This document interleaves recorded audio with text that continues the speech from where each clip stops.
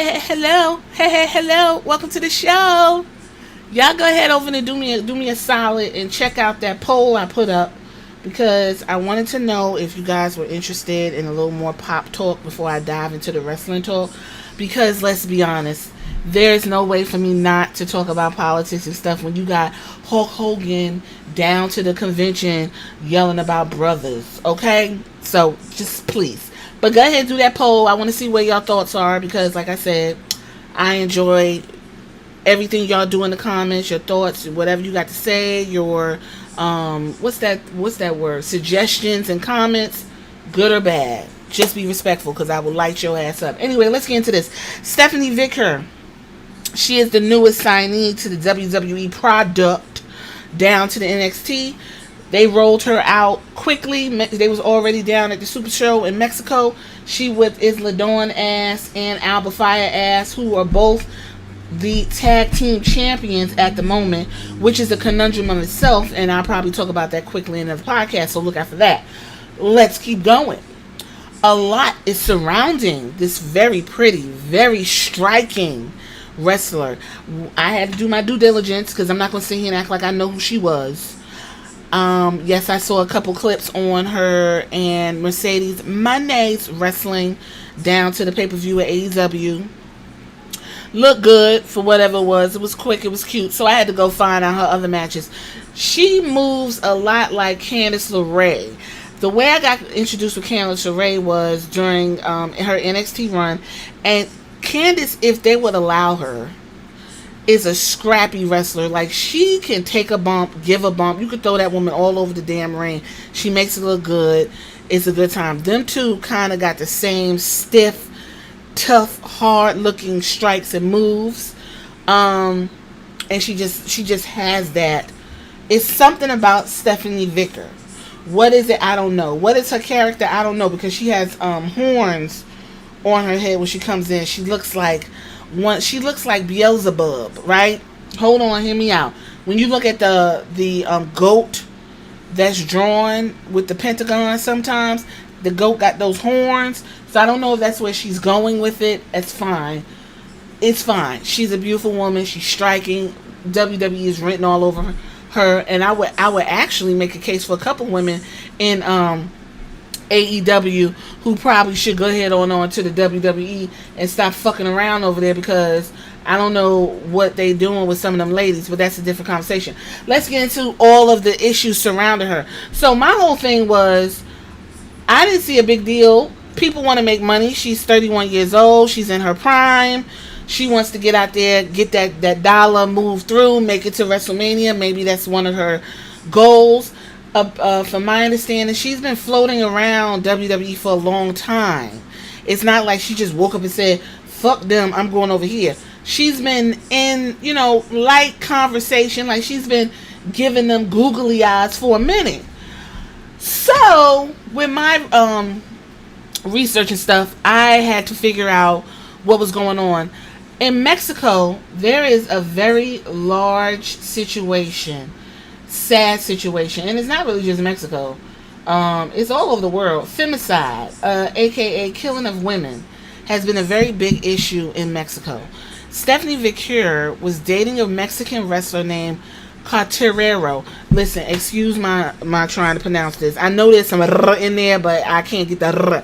So, Carterero, okay? According to Marcar, I went straight to the Mexican paper. I didn't sit around fucking around. I went straight to the Mexican paper and found this article on him as of November 3rd, 2023. Thank goodness it was in English. So, Mexican wrestler arrested for attempting to kill his partner. Listen, that title went straight to it. I appreciate any news outlet that's going to give it to you straight. He is accused of strangling her. So they're going to say, Mexican media report that March 3rd, Regolio Reyes, that's his real name, the wrestlers tried to strangle Chilean-born woman at her home in the Cajactemic neighborhood, even leaving physical marks on her neck.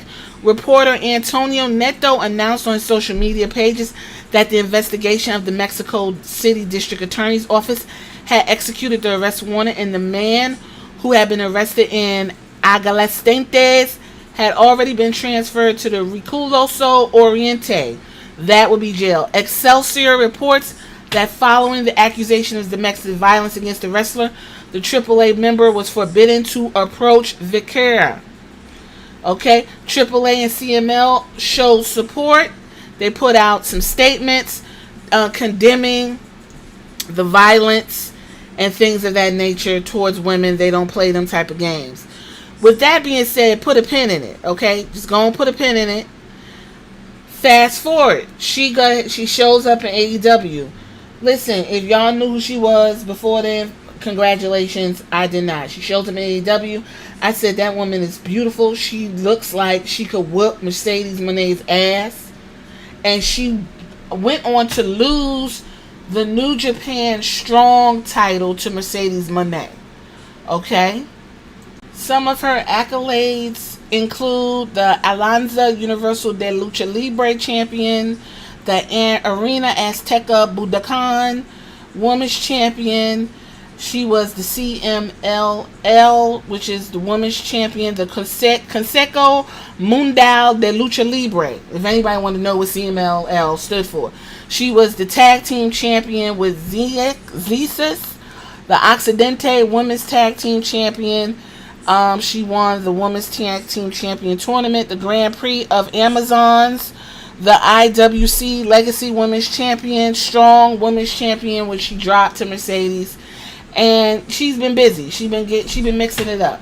So now Rush, who just had recently a match with MJF, aka Andrew Dice Clay. If you don't know who that is, look it up. That's who he's emulating, if you ask me. Yes, I did show my age. Apparently, he had to go ahead and get that match out the way because he is not allowed to be shown on CMLL TV. Now, I'm not sure why, what he's done, but word on the street, and the street meaning Reddit, Rush, Jalistico, and others were attending and encouraging people to go protest for Contero's absolution, which is he is currently in jail for trying to kill Stephanie Vicker. Okay, absolution over in Mexico, I guess it's like parole or his freedom. I can see where she would be like, "Oh, I'm not about to be over there with that motherfucker." Absolutely, the fuck not. That's ridiculous. There's also a guy by the name of Rob Viper over on X.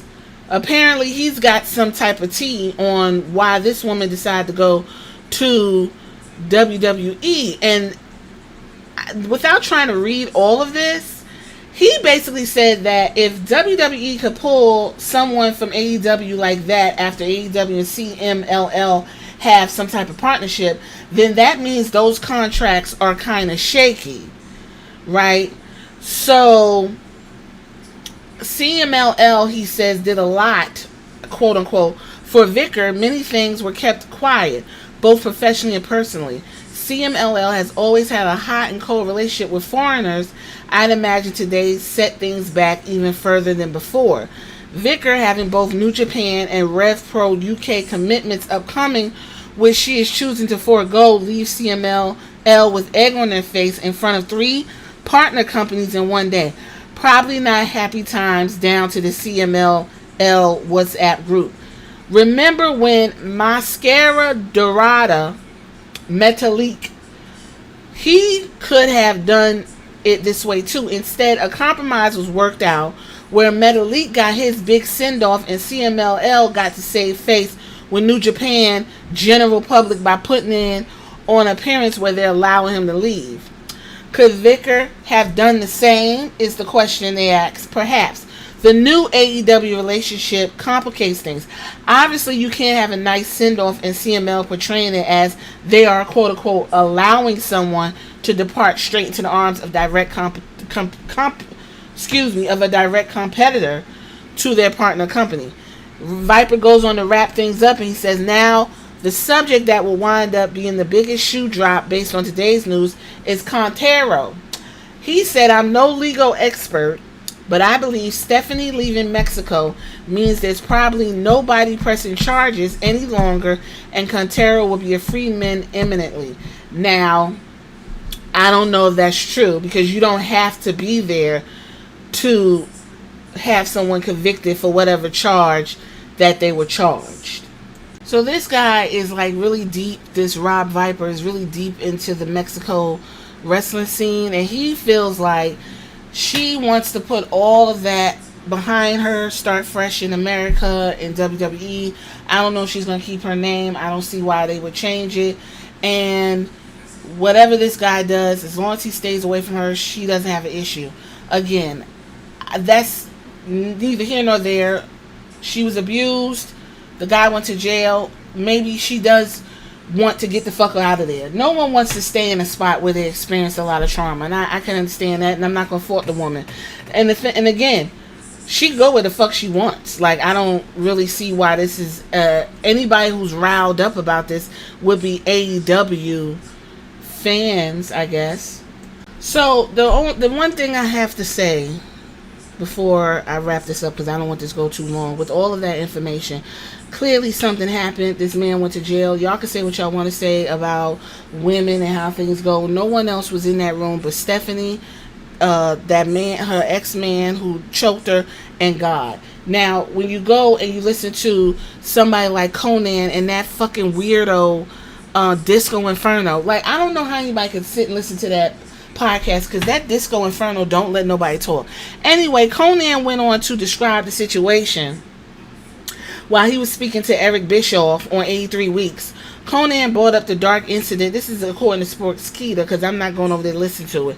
While discussing Vickers' career, he says, and I quote, "This probably happened last year, but Stephanie Vicker and El Cantero got into a fight. He was messing around.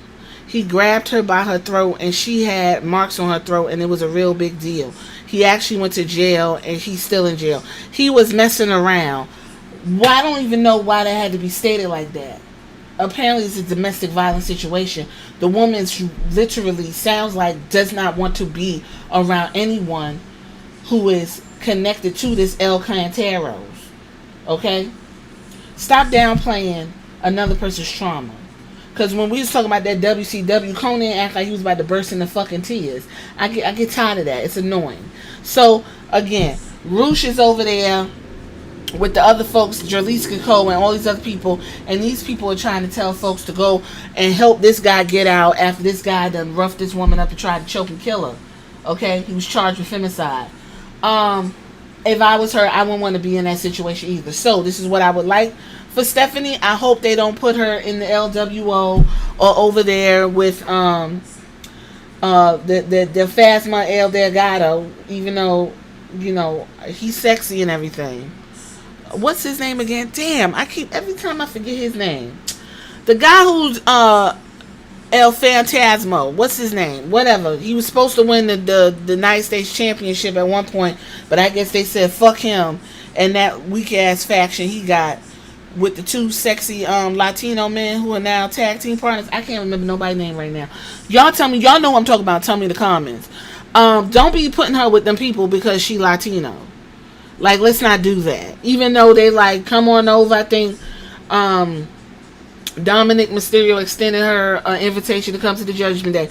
Let that woman move through like an independent Latino wrestler. I would like to see an independent Latino wrestler move through and not be put in a faction to be looking all stupid like Elektra and fucking what's old girl like to call it, Zelina Vega. Okay? Escobar. Santos Escobar. That's the name. Don't be putting her in a faction with him. Let that woman flourish as an independent wrestler. Okay? I'm getting a little bit tired of people getting locked in with other people and it's bringing other people's stock down, but that's a conversation we'll have another day for a different set of people. So I wish her all the best. I'm excited to see you in WWE, and I'm not understanding why anybody would be riled up. This woman has been wanting to come to WWE for a very long time. They've been, like I said, they've been Googling eyes each other for a long time, and she's finally here. Enjoy the show. That's it. What do y'all think about what you heard? Tell me what you think in the comments, and anything else you want to say. Alright.